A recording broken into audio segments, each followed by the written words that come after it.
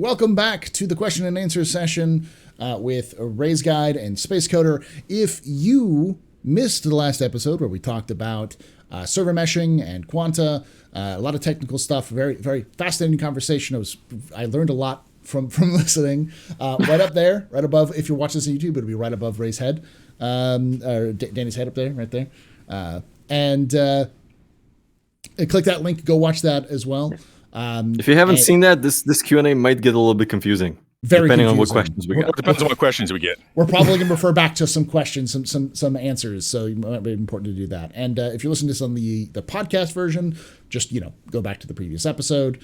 And let's get started with this. And of course, as always, make sure that you're following both of these two content creators. Their stuff is in the description below. So just go watch everything from everybody. We all need the watch time. Yes. Just go watch. Just leave it running. Just leave it running in the background while you do other things. Yeah, pretty much. Yeah. I mean, that's how I use YouTube. I just put it on play and just let it roll from video to video.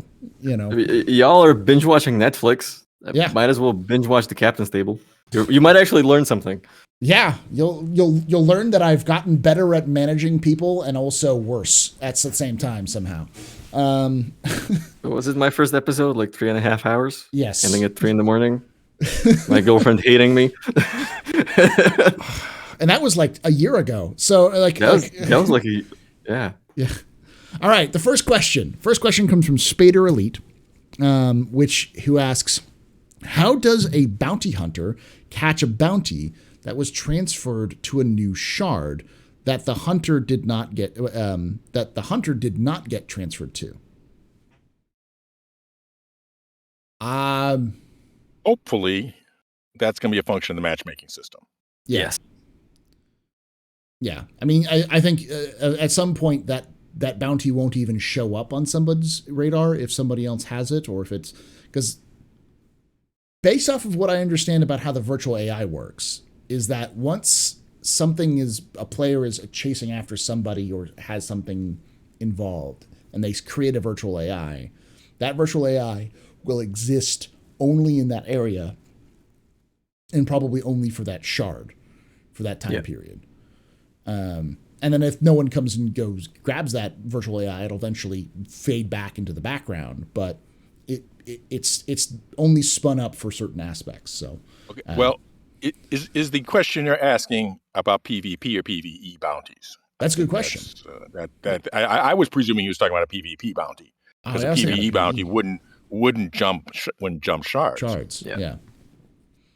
I assume it would behave the same way, when you have a player bounty and the bounty target logs out, the bounty, I think it disappears, it fails. So I would assume that's the same thing that would happen, though if the matchmaking system is going to put people consistently into the same shards, then I would guess, that bounty is going to reappear once that player logs back into the shard.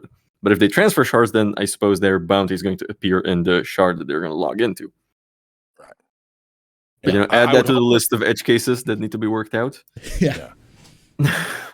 I would hope that the number of in the priority of things that go into which shard they put you into, if you've got if you're actively pursuing, if you're in hot pursuit of a character, that should be right at the top of the list of criteria about which shard to put you in. Mm-hmm. Because if I'm in hot pursuit, I don't care if my friends are on this server. I don't care if the buddies in my buddy list are on this server. If the guy I'm trying to get is on this server, put me there. Mm-hmm. And so I hope that's part of their priority list. They may also change how bounties work. Right now they're missions, but in the future they could just be achievement points. Effectively, this person is wanted. You have a bounty board where you can go and see that these are the people who are wanted. And you can decide to take some of that information, and you have that information on you, but it's not a mission that fails. It'll fail when that person's caught. And you're not the person who drops them off. The only way to fail the mission is for somebody else to catch the guy. Yeah. So, there are multiple ways to approach this. We'll see how CIG does this. They're hopefully aware of the issue. CIG, if you're not aware of the issue, now you're aware of the issue.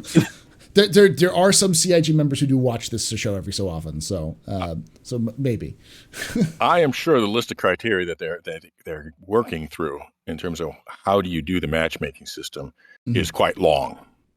I mean, I can just sit here and think of at least a half dozen factors that you want put into it. Yeah. All right. Next question comes from Steve B. Dancer, who asks, "What do each of you think Cargo Refactor?" What do each of you think Cargo Refactor will be delayed until CitizenCon? ? I don't think so. Let me explain, because I think I can explain this in a way. CIG. I like to use the word weasel words, but it's really that they do not. They're engineers and developers. They are not going to fluff what they say they're going to do. They're going to say what they do, and they're going to do that, no more, and hopefully no less. So if you read the actual description of Cargo Refactor, all that the Cargo Refactor is that the boxes that are on your ship that are full of commodities can now be picked up and moved and then put on somebody else's cargo grid.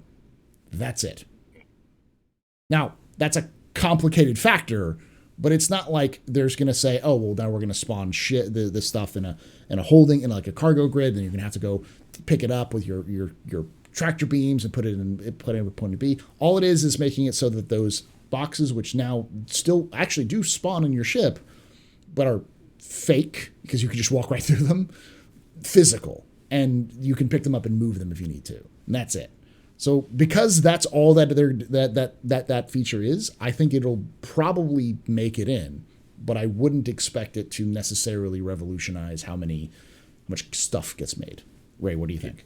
Or Dan, kind of in that same tier zero, the tier zero, and I think they are going to push on, because we now have ships in the game, both the Raft and the Hull A, who using them the way they're supposed to be used is going to mean being able to handle these cargo units as physicalized entities.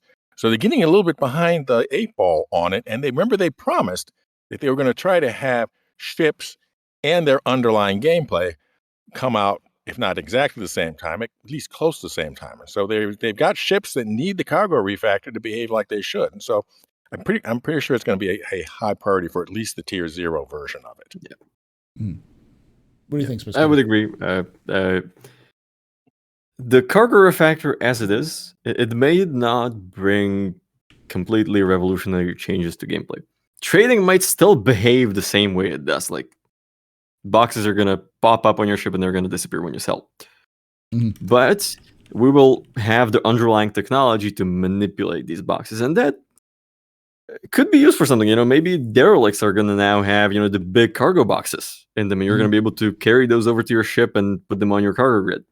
So they're probably going to push it out because it's not going to change everything. It's not going to be a revolutionary change, but the underlying technology is going to be in place.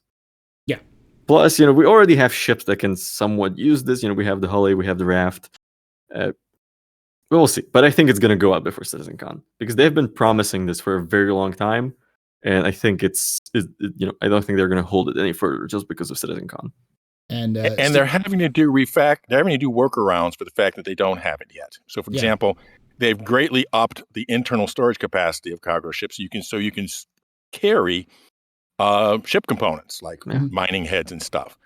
The way they would, I'm sure, prefer to be able to do that is to put that mining laser in a box and put the box on your cargo grid, whereas rather having a invisible storage space that's clearly too big for the ship that it's fitting in.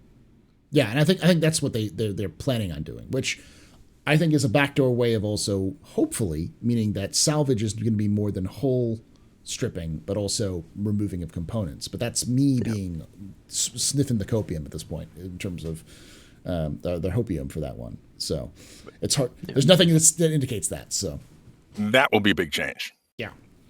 Yeah. But the Steve clarified, said, but the tractor beams aren't coming until 319, so there's no way it's going to come in. And the answer is the bigger boxes, the like one SCU crates, can be moved by your hand tool. So that's probably the biggest we'll see. It's about Yeah. mitigating factors. Here's the problem. Here's the solution. We'll figure more stuff out later, but we need to get this part done and then move on. Yeah.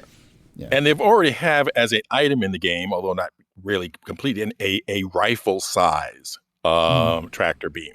Yeah. Which undoubtedly will be able to lift more. And they might even have some sort of a, I don't know, like a spacey lift truck. Mhm. Yeah. And I have been considering a concept of like a rock DS, but instead of the mining arm, it has a big tractor beam to move boxes around. there you Oh, go. that'd be fun. That would be fun. It'd be something useful for the Rock DS to actually be useful for us instead of just being a worse rock. What was I going to say? Yeah, and also just like we were talking about with like temporary factors, like in 317, you can move weapons and cargo or and components, but it's just a little paper representation that you throw into your inventory of your ship. And I wouldn't be surprised if they just said, "Hey, your little hand tractor beam, now it can hold bigger weight now." Why? Because because temporary. Because we don't have the bigger tractor beam gun or anything else in there. So,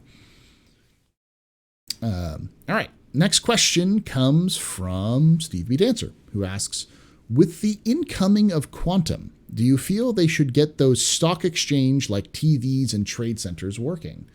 I think we already answered that question. Well, that would be a perfect location for the display we were talking about in terms of making the economy visible and playable to the users. But will they do it? Probably not soon.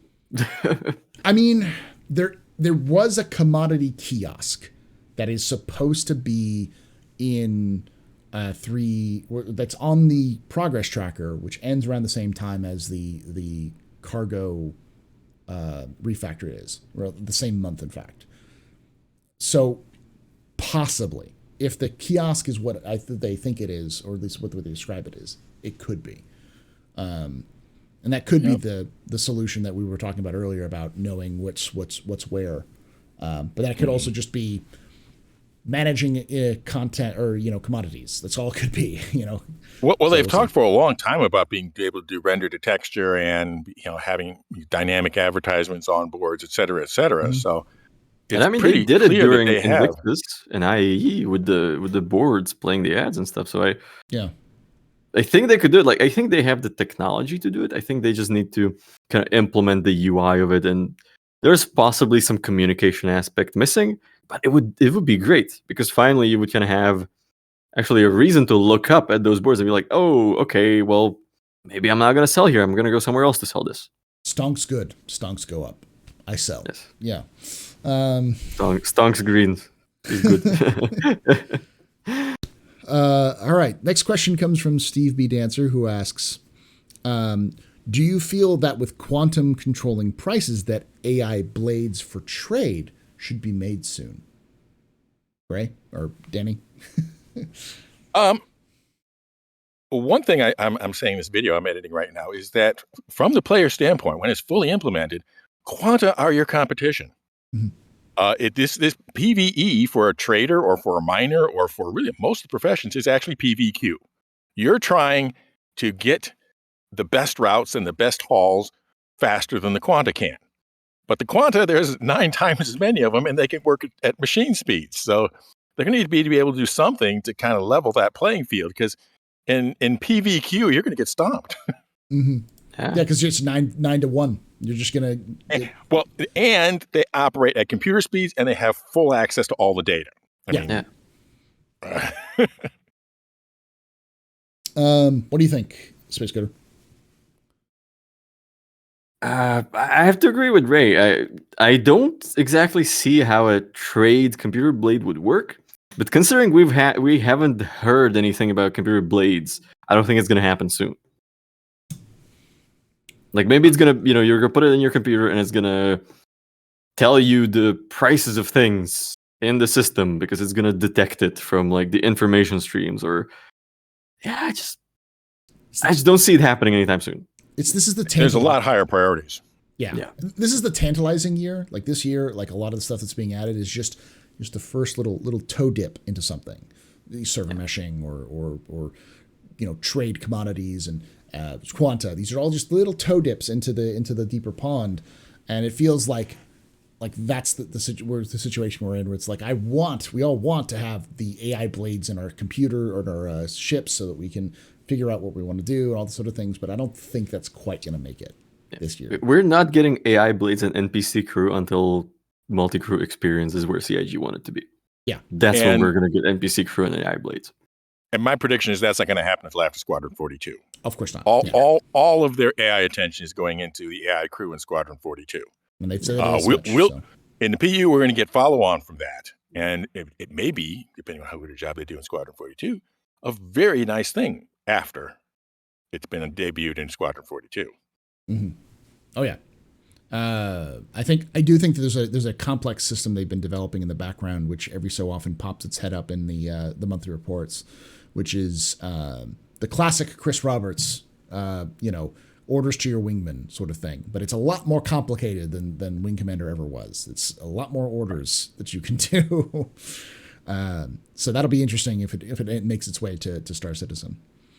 Well, bear in mind, Squadron 42, we're going to have a fully crewed, fully autonomous Idris with, I guess, 40 crew members all going about doing their life completely without you, just from some assumption AI. Mm-hmm. Yeah. But can interrupt whatever they're doing because you walk by. Yeah. That's going to be pretty cool. We can also do that in the PU. Yeah. You walk in the wrong neighborhood where nobody likes you because you decided to hurt the wrong, crime boss. You better hope you can run fast. Your stamina's not too down. All right. Steve B. Dancer asks, with the release of rivers on planets, will roads between locations be soon? No. Well, they did say it's the same tool that can do this. But tool, no. I think yes, but after Pyro. I think Pyro is where we'll see it. If we see it, also you kind of have to consider that most planetary locations are too far away from each other for it to be practical to build a road when you have spacecraft that is able to cover that distance in minutes. Mm-hmm. Right. So I think it would be we might see this as a way of kind of expanding outposts where you're going to have your primary outpost, but that outpost is going to have like a little offshoot. Like it's going to be mining outpost, and it's going to have a little offshoot where you're going to have a couple of those mining drills, and there's going to be a road, 1-2 kilometers going somewhere. Yeah, but I don't think we're going to see it soon. The next step from the rivers is to create a hydrology simulation, which is not hard to do. There's plenty of games that have done this. A hydrology simulation that they can just apply it to the whole planet and the humidity levels at each thing, and it will figure out where the rivers are. Yeah. Because they can't be placing rivers one by one for a whole planet, much less multiple planets. Now, when it comes to roads, what I am hoping we do is that it becomes a function available basically with the Pioneer. I build my base, and I can build roads to my friends whose bases are nearby. That's really what I want to see from roads, more than the system somehow generating some complex network of them. Mm-hmm. I want to be able to decide. Outland paving truck. $180 LTI. Yeah, I mean, I think there is a spot for roads that will happen in the verse, but it has to happen in various specific locations for very specific reasons. You need to have a place where you go with roads. And as Danny was saying, like, there needs to be, if you are building a place and your friend's building a place nearby, building a road that makes it so that it's easier for you to travel from point A to point B makes sense, especially since Star Citizen has a problem of too many rocks everywhere. So having a nice cleared out path where you can just drive a vehicle from point A to point B that's a road. It doesn't matter if it's got pavement or not, it's a road. And so something like that, even just like a pathing tool that you could use would be nice. So yeah, I do already profess a fondness for Railroad Tycoon 2. Yes. But I think in terms of seeing the CIG implement that tool first, it would likely be in a place like Hurston, and they'd still have to have a location to go to in the first place. And Hurston right now is Lorville and a bunch of outposts. So until we have smaller, somewhere between a landing zone and an outpost, like a town or a village, which we'll see with Pyro, then there's no reason to have roads. And there's like, I mean, go ahead. If they built a road, say between Lorville and Edmond, as you know, Edmond's really close to Lorville. Yeah. But if they built a road between Lorville and Edmond, would you take it? Or would you just hop in your Avenger Air and just, zoom there at, hundreds of kilometers, per minute? Get there in a minute rather than, 20 minutes or an hour. I mean, maybe the first time it might be, interesting and novel, but yeah, the second time you're probably going to be taking your cargo ship. I mean, eventually, it's going to be. There are going to be places eventually where it's just going to be safer to take a road than to fly, because let's say there is only one location where you can land a ship on the planet. Everywhere else is a hurricane strength wind, 24/7. Mm-hmm. Wait, I think I just described Hurston and Microtech. I think it's more of an exploration of things like NPCs, in a world like Star Citizen, why would you, if it, like the NPCs might take a vehicle because it's just costs less than the fuel to fly a ship, or just because it's out of the way if you try to fly with a ship. But again, that comes back to, we need Quanta working. We need Quanta in the game. We need to be able to practice. There needs to be a reason for people to be in that outpost. There's like 15 different things that need to happen before roads, to even make sense. So that's why I don't think we'd see it anytime soon. I think we're more likely to see lava flows before we see roads. Yeah. Yeah, lava flows are basically the river tech, but applied to a different fluid. Yeah. It's still a case of it automatically flowing from a high place to a low place along the course of gravity. Yeah. All right. Next question comes from Gumne, who asks, was Digital CitizenCon, quote unquote, bigger than previous years? Not in terms of content, but in regards to viewership. Being digital, someone like me was able to feel more involved or able to see more of it. It was actually less viewed than previous CitizenCons, but I think it was longer than previous CitizenCons. It may have been a slightly bit shorter, but it was more. It lacked the excitement. Yeah. No one was, like, very few people were going to tune in to Digital CitizenCon because they knew that it was all pre-rendered or pre-recorded. Yeah. If people will tune into an announcement by Sony at an E3 conference, not because they're interested in hearing the announcements, but they want to see the announcements. They want to hear the press and the crowd lose their minds because this next installment is coming out or whatever. Yeah. So it's all about showmanship, and it wasn't very showy. I liked it, but I don't think it was very popular. Yeah. I mean, it kind of to call back on the showmanship and the crowd and the reporters. The first CitizenCon that I saw was the one where they released the Valkyrie, and they would roll the Valkyrie commercial, and then the gameplay demo would start, and Chris Roberts would be on stage, and he would be commenting on the whole thing, and suddenly the Valkyrie flies, and he's like, "Oh, that's the new Anvil Valkyrie, flyable, straight to flyable in the next patch," and everybody in the room just loses their minds. And that's what we lacked with the Digital CitizenCon. But hopefully, this year it's gonna be live and in person, assuming there's not gonna be a new plague. Yeah, and the sense of anything could happen. Part of the fun with CitizenCon was Chris Roberts saying, "Camera one, camera one, camera one, red one." Oh, poor Jared. All right, so this is a question specifically for you, SpaceCoder, from Drekith, who asks, how long will it take to make a Rust Society web tool to track fuel, repair, and commodity prices? Well, if I didn't have anything else to do with my life, probably like a week. But since I'm getting like 25 minutes of sleep a day because I have so much shit to do. I guess we're gonna have to postpone that until like July, when I have 10 days of doing nothing in between jobs, and I'm probably gonna be losing my mind trying to figure out something to do.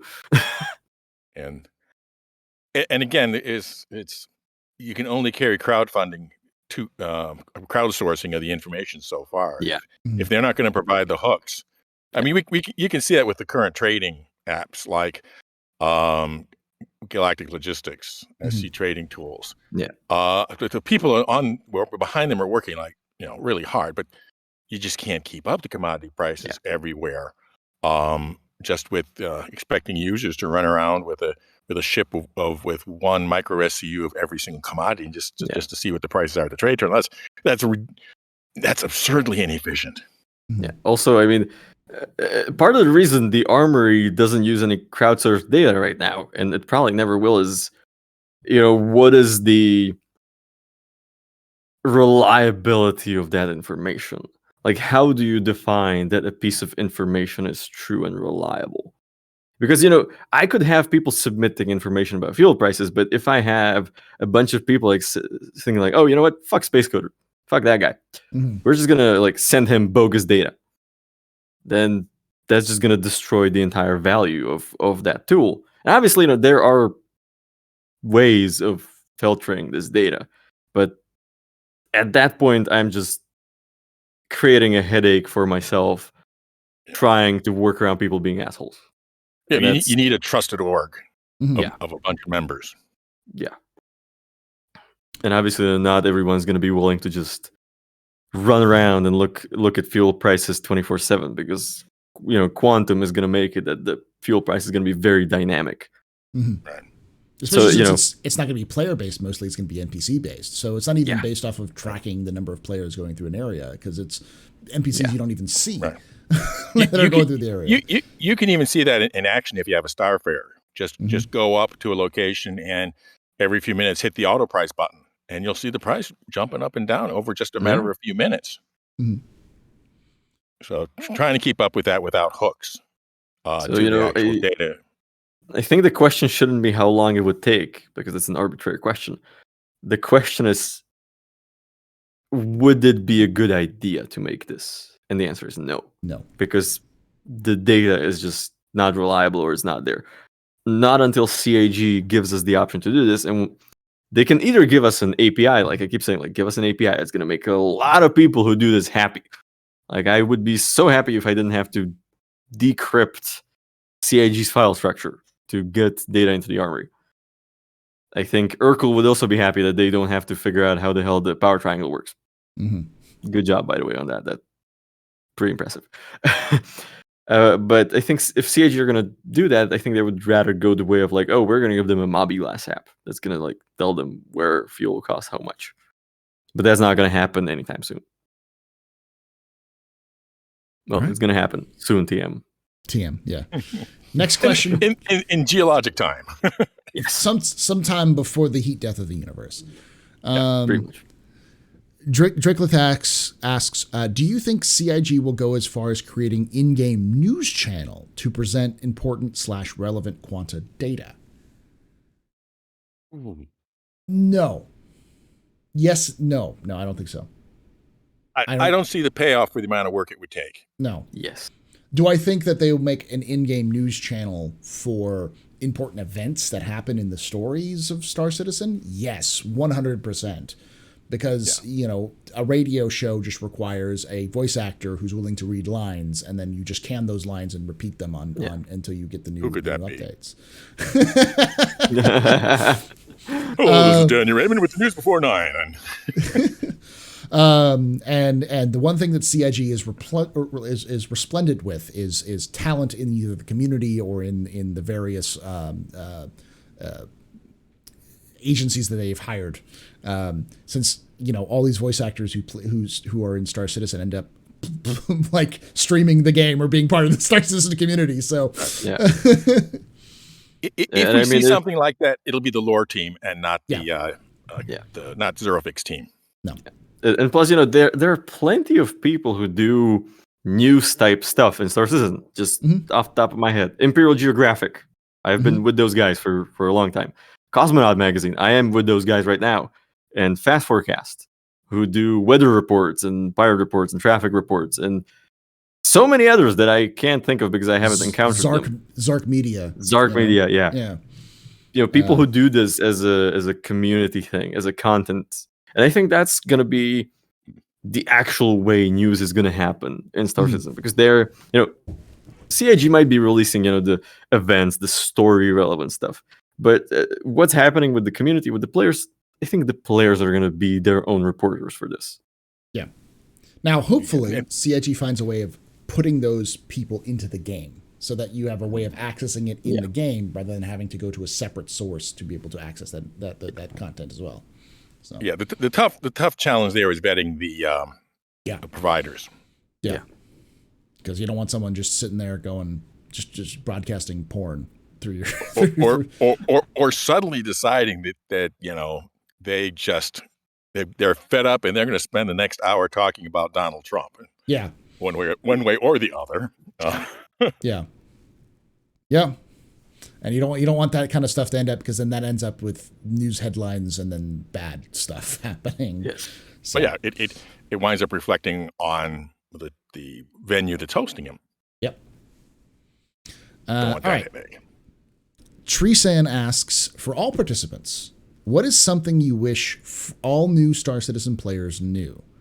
As well as what would be the one thing you would tell a dev at this time? I'll start with this one, because I'll start with the dev. If I could tell a dev something, I would tell Eric, you know who I am, Eric. Stop working and go to sleep. Dear God, man.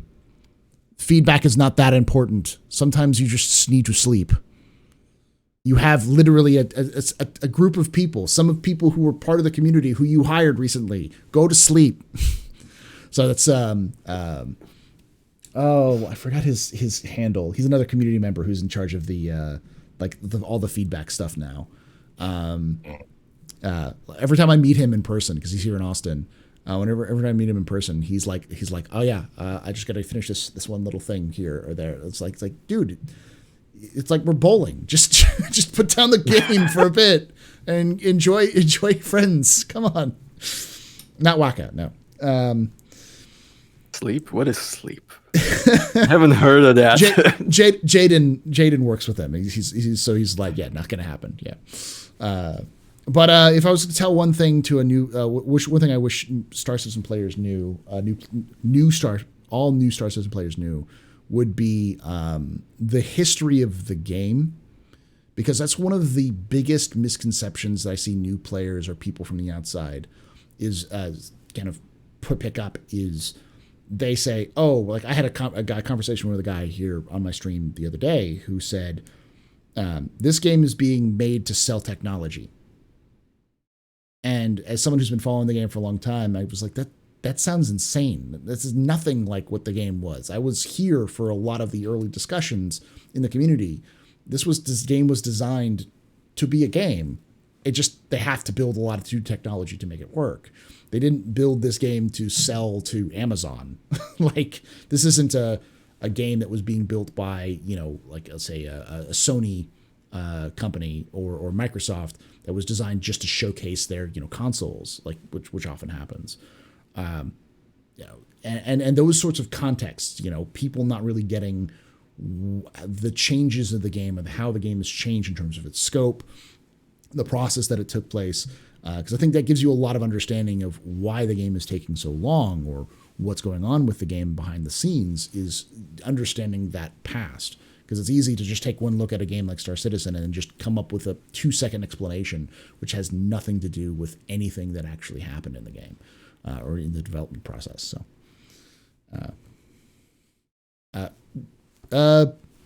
Danny, what do you think? What's one thing you wish all new Star Citizen players knew, and what would be one thing you would tell a dev at this time? Okay. I have done a video called 50 Things New Players Should Know, and one that's called 10 Things New Players Should Know, one that's called 25 Things New Players Should Know, and they all had the same. Go watch it. They all had the same number one. And that is that we are seeing a game in its childhood or adolescence. And part of the fun is going to be watching it grow up to be an adult. And if you can't take that attitude, that we're having fun watching this child, being part of this child growing up to be adult, you are likely going to be disappointed and frustrated. So that's why that is what I have told new players. It's always the number one thing on the list. The thing I would tell developers is a little more complicated, and that is we're big boys and girls. Don't think you have to tell us just what we want to hear. We can handle disappointment. If something is truly impossible or truly never going to be possible to do, don't think we can't take it if you tell us that it's technically impossible because of the speed of light to have one giant global shard, that it is not within the capabilities of any current generation graphics card to have a 100 ship battle at the fidelity of we do our ships. Don't think you can't tell us things we don't want to hear. We can hear things we don't want to hear and not suddenly decide, oh my gosh, it's a scam. SpaceCoder, same question. Well, one thing every new player should know is that Star Citizen is not just a game. It's a community, it's a project, it's a dream. It's a dream of one person, Chris Roberts, but there's so many other people who are now working towards that dream, us included, the backers, and the content creators and everybody else. And it's not going to be easy to achieve that. It's going to suck a lot. And I think that's something everybody needs to realize. And for everything else, I have a very nice tutorial series called Noob to Citizen. Go watch it. And what I would say to the devs, also what Ray said, that they can tell us the bad stuff too. We may bitch about it, but we understand. But kind of a note, not really to the devs, but more to the people who make content for Star Citizen. Whoever it is that stands behind the camera whenever Tony Z speaks and tells him to shut up when he's about to reveal too much, please stop. We don't need you. Just let the man speak, please. Mm. At least I think they have someone behind the camera, because if you look at the Tony Z video, he's like looking behind the camera all the time. Like he's saying things and he's just looking behind the camera. And I bet you there's someone being like, no. And there's probably somebody in an earpiece on Chris Roberts saying, don't give release dates, don't give release dates. But yeah, generally, what Ray said, like we may not receive the bad news well, but we want to know.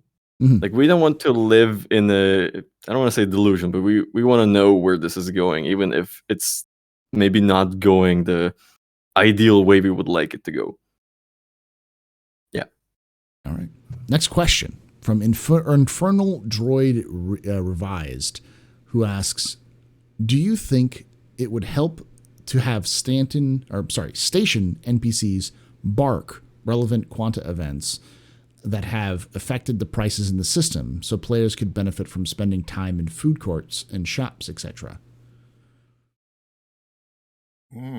Maybe. You know what would feel better than a bark? Would be some guys whispering at a table. Yeah.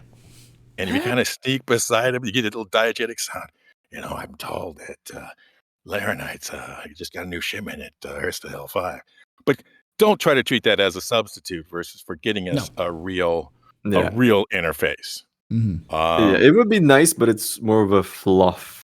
Yeah. To kind of flesh it out rather than a hard data point.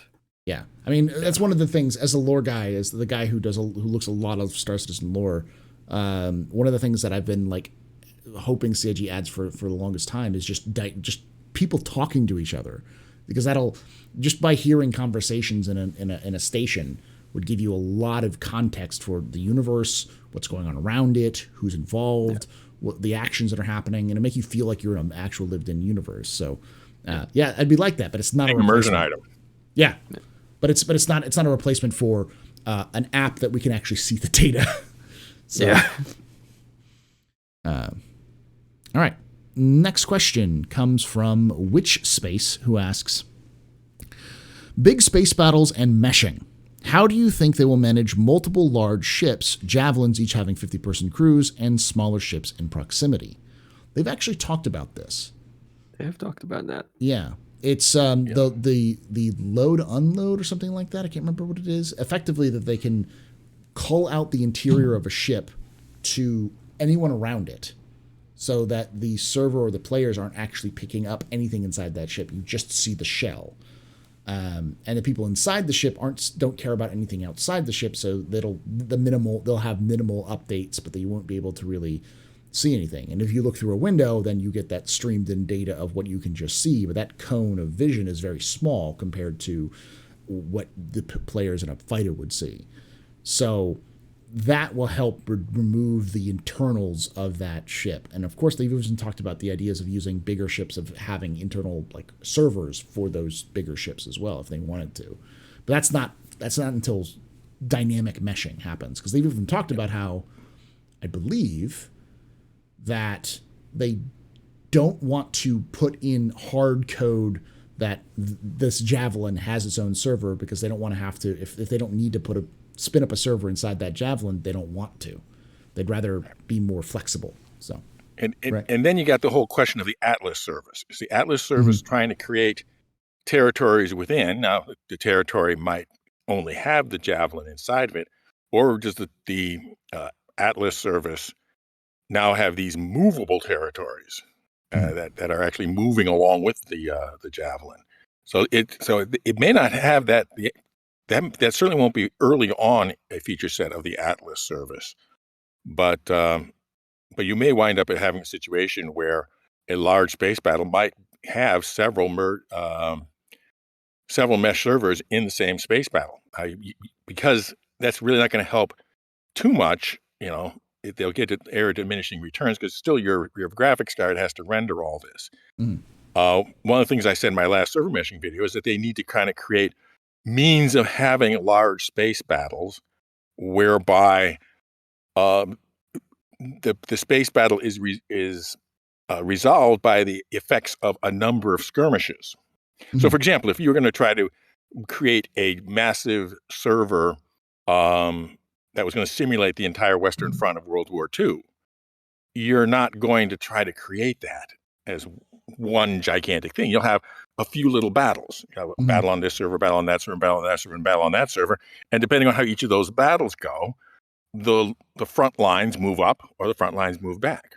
And so, when they really get into the server meshing, you'll probably, what I'm expecting they will try to do is create a situation where, say, if you're having an org versus org war, in order to score towards the victory, you have to control this land area over here and this asteroid over there and this space station there, all at the same time, so that you'll have to spread around your forces.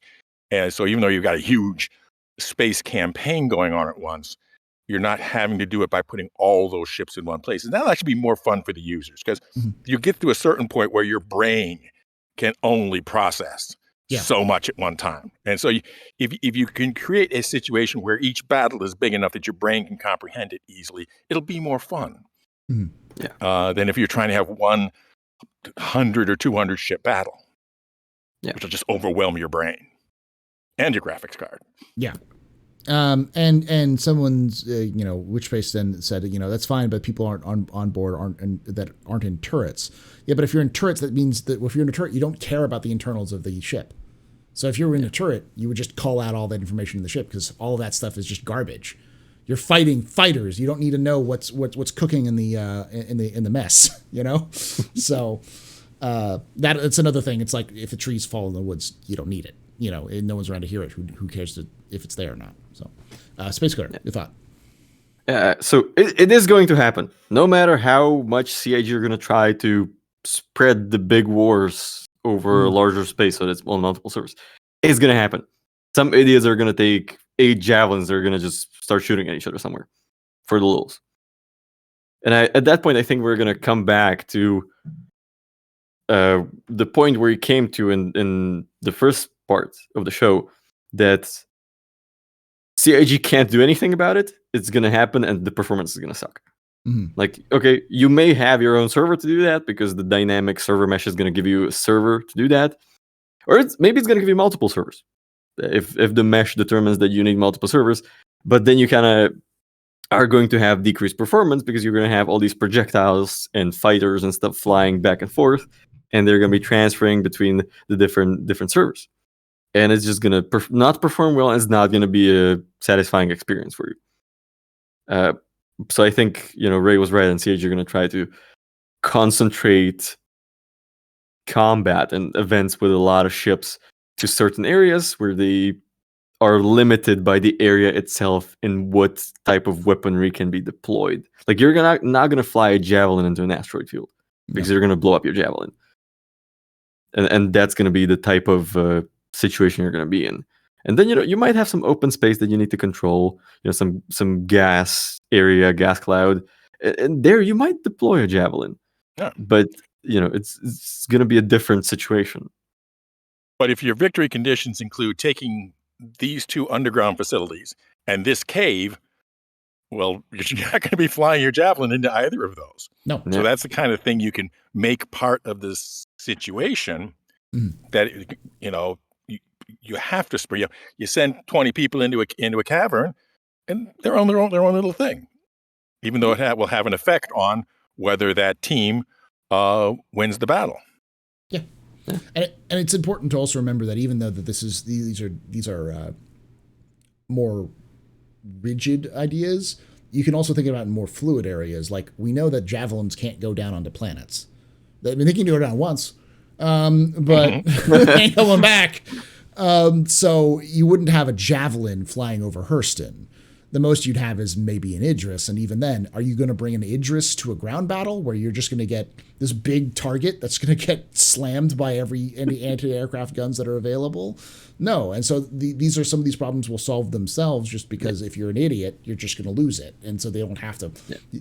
It's a lot easier to render wreckage than it is to render an entire, Idris. So there'll be some aspects which will naturally funnel these things together. And if you're in the middle of deep space and you're shooting at rocks or shooting at each other in the middle of nowhere, there's nothing to render but the blackness of space and the other ships. So as long as the game can handle those ships in the space moving around, it won't be as hard to render that as it is to render all of Lorville. So. But mischievous players will always be able to push the size of a space battle beyond the limits of their own graphics cards. Yes, and that's where user education comes into play. And what I said earlier, CGIG just being willing to tell us what we probably wish we didn't want to hear. Yeah. Some things are going to be limited, and I mean, personally, I think what's going to happen is they're going to limit the size of the shards to what the maximum number of players could be in one area fighting each other, or to whatever. And shards won't get very big. Yeah. So that's one of those things. It's like then shards are going to be, they'll be at most, at best, if everything is perfect, those 3 regional shards, but possibly not. But even that, with 3 regional shards, you'll still be able to bring far more people into a location than their graphics cards could render. Yeah. There are a lot of issues with this. A lot of very complicated technical issues that, I'm sure the 3 of us could probably come up with a solution, but CAG have whole teams of people who have done this in other games to figure this out, and all we really can do here is wait and see what they come up with. CAG literally pays people to do this, so. And the thing is, we would probably come up with a solution that we thought would work. Yeah. And they would say, you're forgetting this and this and this and this and this. Yeah. And, Yeah. Oh, yeah. Yeah, you got a point. Okay, back to the drawing board. Yeah. All right. Treesan asks, what feature do you feel is the most needed in Star Citizen now? I think we answered that with the way to see what quantum is doing to the universe. Yeah. I mean, I think it's important. I think right now, though, is slightly different. I think if we were going to add a feature to the game right now, it would be the Gen 12 renderer. Getting that done and implemented, or Vulkan, because I think that will do a lot for people's, especially low end PCs, to help them perform better. And I'm sure it'll also free up a lot of memory for CIG as well, because everything I've heard them talk about Gen 12 is like it's this magical thing that lets them render things at different stages a lot easier and have larger draw calls and all these sorts of different things like that. So more draw calls. It's good, but whenever someone starts to describe something as the magical technology, yeah. Block. No, it tingles your spidey sense a little bit. Yes. Yeah, your spidey sense should be going like, when they mention magical technology or blockchain, you should run. Yeah. Yes.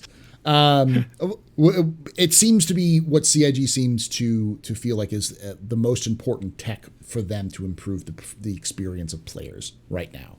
And so, if I was to say one thing, it would be that. It would be that. Unfortunately, it's discrete in the sense that it's not relying on too much of what's going on with server meshing, Quanta, or any of the other major systems. It's right there with the graphics driver. And I've been holding off on buying a new graphics card, but if they come out with a Gen 12 render, I may finally open my wallet for a new graphics card. Yeah, I think we can agree that this is a necessary feature that would be very nice to see, and that is actually possible to see because it is more or less independent on other development. But I also would say the thing we talked about earlier, the just knowing what the Quanta economy is doing, that is indispensable to the future of the game. And at least in terms of CIG's public discussion, pretty absent. I think the only thing I can even remember is them talking about the commodities kiosk, and it's been more of a whispered rumor and discussion, and it's a one point on the progress tracker, but we've heard nothing else about it. So, Ionic Gecko asks, the cargo refactor and the quantum simulation, what are the ways which you see them interacting? Yes. That's yes. Yeah. Quantum's going to affect all of your prices of everything, and so it's going to be affecting it certainly in that way. But even more so, I think there's also the whole question about how do we interact with in the PVQ game? How do we have a chance of competing against these 100,000 bots? And so one of the things, I've long been advocating for is what I call an offer acceptance model, where we don't have to run around and only then find out if they've got the materials we want and only then find out what price it is. We need to kind of like, ring them up and say, do you have, Laranite for sale? And they'll say, yes, we have this amount. And I said, okay, reserve that Laranite. Here's my money. I'll be there in an hour. And if that's what I call the offer acceptance model. They come out and say, we have 1,000 Laranite to sell. We sell to you for this price. And if we can see that and say the Quanta can see it a couple minutes later, now we've got a way that we can compete against the Quanta and in a fun way. So there may be that as a way in which Quanta and the cargo refactor and our ability to play with it is all going to sort of intersect. SpaceCoder? I would say if you're asking for the most direct way the two are going to interact, then you know how you occasionally quantum and you get interdicted and you find a wrecked ship? Well, that ship's going to have some boxes of cargo in it. Yeah. And Quantum's going to determine, based on what Quanta are trading right now, what boxes those are going to be. Yeah. And that's it. That most direct, simplest possible interaction I could think of. Probably also obviously the prices of what commodity is going to be where and what's available where will be tracked by the Quanta, because right now we're so used to this tradings or this mining area has this and this materials, but in the distant future it will have a number of different materials, possibly even byproducts of those materials, because they'll be tracking them. And sometimes they'll have gold, sometimes they won't, sometimes they'll have copper, sometimes they won't. Sometimes they'll have waste rock, sometimes they won't. It just depends on what Quanta are coming into trade at that site and what they're pulling up and all that sort of things. And so I expect we'll probably start to see different commodities available at different locations. And if something has a run over where it's like this one, food, everyone's, they saw that food was high value at Port Olisar, so everyone just ran food over to Port Olisar. So now Port Olisar is overstocked with food. They got to get rid of it because those space potatoes are going to go bad. So they're selling it at a discount price. So normally you would go there and be like, there's no food to trade in commodities, but now there's You're tons talking of about food. commodities. Potato does not go bad. He's potato. If your potato goes bad, you're doing something wrong, comrade. Well, I'm not storing your potatoes right. Potato is going bad. You make vodka. We have special space potatoes. Just potato. Why is it that on every show I do my Russian accent? or you bring up the Lada. One of the two is it's either the space Lada or it's the Russian accent. Yes, every show. There's right. no question on the Cuddy Black now. So the Cuddy Black is yes the space Lada. Ionic Gecko asks, how and where do you think we'll be able to sell stolen cargo? Grimhex and probably starting at 318. Because any place in Pyro, probably. Yeah. Because it's important to remember that they already track stolen goods. They can register anything as stolen if they want to. So, and everything is tracked. The commodities are tracked. By the time they have the boxes in, each box probably have its own serial number, its own tracking code that it's printed on the box, so that it's printed on the box, but it's also just a digital code, a little tag that they'll have in the database that they can mark as stolen or not. So, some of the less reputable R&Ds probably as well. Yeah, probably like Ornth. My favorite R&D because they buy all the drugs. Trouble Magnet asks, AI longshoremen to load and unload cargo, sooner or later priority for you? Later. Yeah. I disagree. I have a Hercules C2 in my inventory. And I am not going to be individually loading and unloading 496 boxes. 600. It's 600. That's right. 600. Yeah. I'm not the first, the tier 0 of loading cargo is going to be something like, okay, you bought this much cargo, and there's going to be a second slider which is going to be like, how many personnel would you like to hire to load this for you? And it'll change the timer. And that's going to be it. Yeah. Yeah, and that's going to change the timer. Yeah. They've even said it in the... Go ahead. Now, I don't suspect you're going to see individual, 30, 40 longshoremen out there with their... That, if it happens, will come much later. But the ability that you can load and unload a Caterpillar or a Hercules just by paying, I suspect that'll be tier 0 cargo refactor. I figure, that would come with the refactor because it feels like something they could do, something they have talked about doing. Mm-hmm. Oh, yeah. Question is whether for them that is truly tier 0. Because I think tier 0 might just be, okay, the boxes are now physicalized. We can now track ownership, and this is the basic stuff. And now, Yeah, we were talking about that before the stream. That based off of what CIG says by the line, there is an addition with the with some sort of other tool that they're developing, which will allow you to track commodities and loading and unloading timers, like how long it'll take to load and unload those cargo things. So I think you're still going to have the magic poof, the boxes in your ship, and poof, box out of your ship. But there'll be a timer when the boxes are fully in your ship or fully out of your ship. So, well, if they are individualized as units, you might see them poof, poof, poof, poof, poof, poof, poof, poof at a steady stream. And so that if you take off early, you'll be taking off with half a load.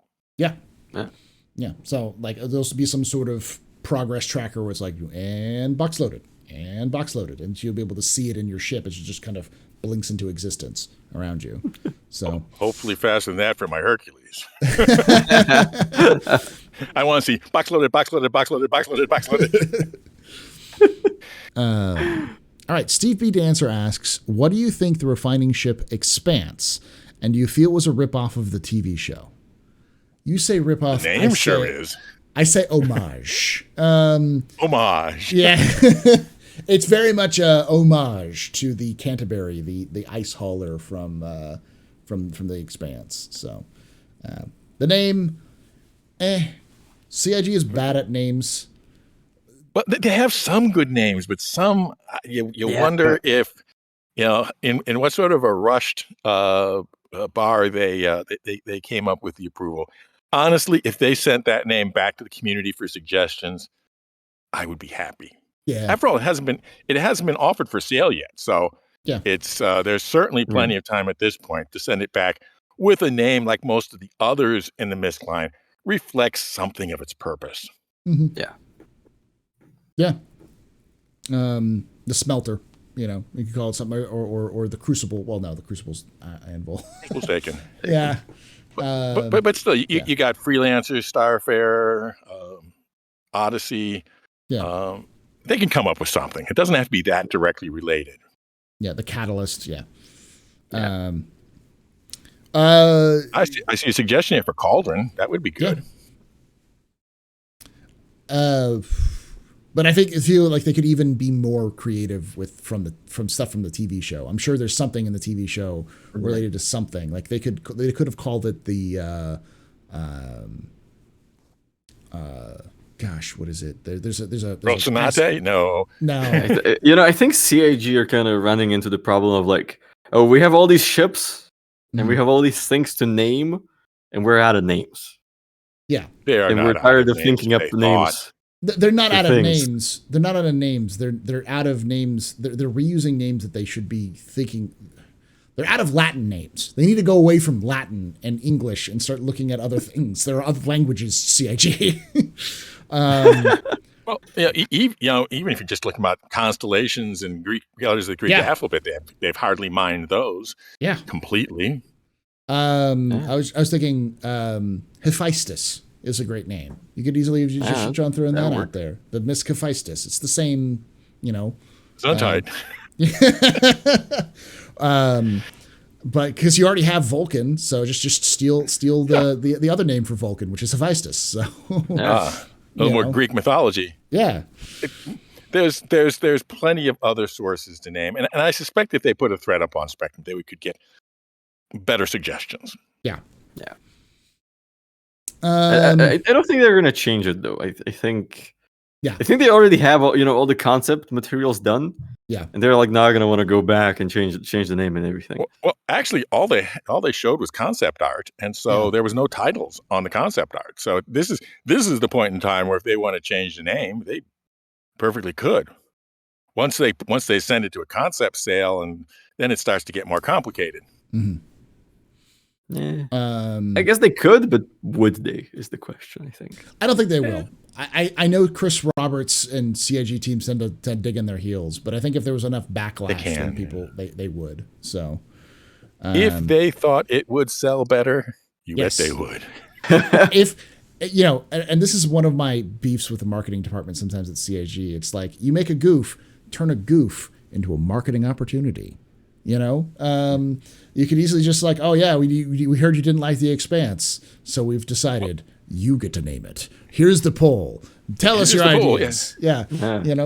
Win entry just $10. No, but honestly, this was so rushed around the usual path of a concept sale.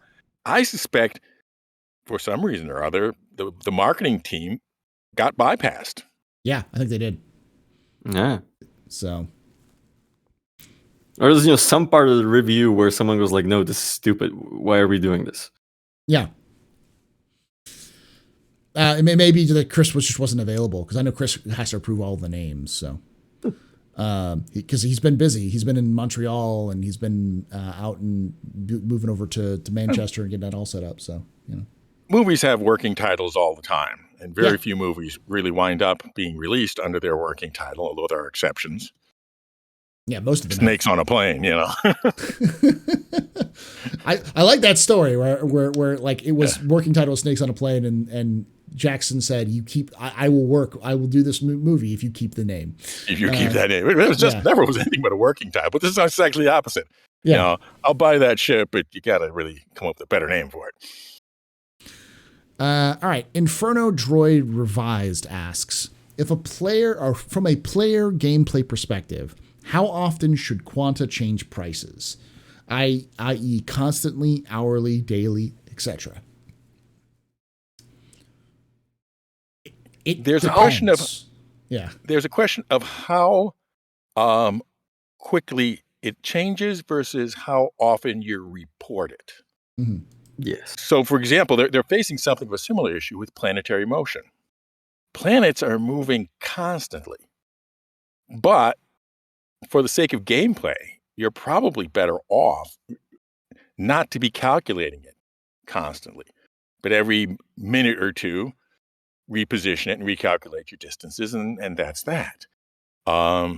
So, just like in the real world, prices for things change constantly, but they're frozen usually at the end of the trading day. Yeah. So there could be, they're perfectly realistic to have a end of the trading day reporting, but when you actually get there, it would be slightly different. Yeah. I agree. I was gonna say, it depends on how it really up to CIG, and I think they'll find a balance. In some cases, they'll probably spike it. They'll say no one's going to this location and everyone's going here. We don't like people gathering around this big spot because it's hurting our servers. So let's just make the random mine out in the middle of nowhere suddenly strike all this aluminum that we need. Go. Or to simply suddenly have a great big supply. You don't have to do it necessarily with price. Anybody that's traded in precious materials in this game know that supply is just as important a motivator to get you someplace as the price. Mm-hmm. I think the refresh rate of the prices is going to be very much tied to the server tick rate, because you just can't go around that. Right, but as far as controlling the economy, if you think CIG are not gonna intervene in the economy of Star Citizen, you're wrong. They are not going to let that thing simulate itself. They're going to do interventions on it. Otherwise, it would crash. People would crash it. I've been meaning to make a video for a long time on the economy of Star Citizen in terms of like how it's designed to work. And one of the things that people, I think a lot of people misunderstand is that this is not a free market. CIG is not building a free market system inside this game. They're building, economically speaking, at best, a mixed economy. But they will always have the levers that they can pull to change the economy that they want to, because they will always outnumber you 9-1. And if they want to, those 9 Quantas could have hive minds and do exactly what they want them to do. So they will always have the tools to prevent you from being the top dog. And they don't have to be that blunt about it, because they don't have to manipulate prices. They have all they have to do is manipulate supplies. Yep. Yeah. And the rest of their clockwork system will take it from there. All they have to do is say that this place suddenly has a whole lot of laranite, and things are going to happen fast. Or they can say that this place that used to have a lot of laranite doesn't have as much. And so they can pull the levers very easily without having to look like they're engaging in market manipulation. They can just do it by working the supply end of supply and demand. Real easy. Because it is CIG's world. We're merely players. That's all. Yeah. And definitely Tony Z has the understanding of economics to do it. He definitely does. All right. Last question comes from Trouble Magnet, who asks, what type of ship or ground vehicle would be a better pick for the Expanse name than the current refinery ship? I feel like this topic has been beaten to death, kicked to death, a million times in the last week. If they switch names between the Odyssey and the Expanse, I mean, I could see Expanse being this deep exploration ship that you're going out there into the black, very, very far. That sounds like something you would call the Expanse. But of course, Odyssey fits just as well. But if there was, anything that you would put the Expanse name to, it would be a deep exploration ship. Yeah. I think I'm going to quote the Nubifier on this: the real character killer would be the Expanse. Yeah. I would say the only other thing you'd use the Expanse for is maybe a construction ship. Yeah. Something because it's that kind There's of. a lot of other good names for construction, though. Yeah, I mean that's just reaching, but it's a transfer. It's a exploration. It's exploration, 100% of some kind. Yeah, that's the last question. So thank you so much for joining us. Make sure you are subscribing and following Ray's Guide on YouTube. Make sure you are using the Armory and checking out TheSpaceCoder on all of his different social medias. And if you'd like to join us live and ask your own questions, we're here live on Saturdays at 3 p.m. Pacific, 6 p.m. Eastern, 11 p.m. UTC at twitch.tv/theastropub. Feel free to come on down and join us. Remember, if you're watching this on YouTube after the fact, like the video, subscribe if you want to see more, comment down below with your own questions. I'll come through and try to fill in if I can too. I'm sure the Space Coder will come around as well. Maybe sacrifice a like and a comment for the YouTube algorithm. Yes. Sacrifice the likes for the like god, subs for the sub throne. And I've got a big ship giveaway going right now. So. There we go. Go there. Get involved in that ship giveaway. And like I say every time, hope to see you someday in the black.